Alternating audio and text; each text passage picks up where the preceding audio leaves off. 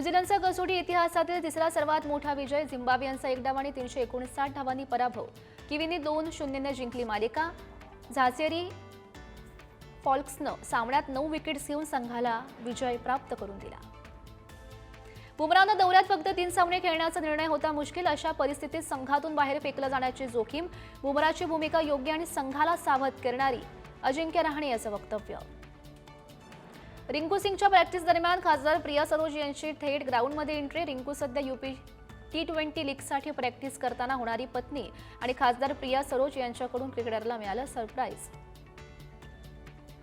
ऑस्ट्रेलियाविरुद्ध दक्षिण आफ्रिका सामना ठरणार ऐतिहासिक. 17 वर्षांनंतर पहिल्यांदाच डॉर्विनच्या मरारा क्रिकेट स्टेडियमवर T20 आंतरराष्ट्रीय सामन्याचा रंगणार थरार.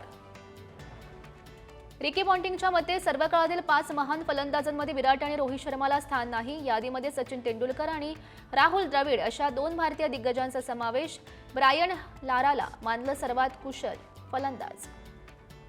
आरसीबीच्या यश दयालवर बंदीची कारवाई. 17 वर्षाच्या अल्पवयीन मुलीवर बलात्कार केल्याचा आरोप. गोलंदाजाला यूपी T20 लीगमध्ये खेळण्यास बंदी.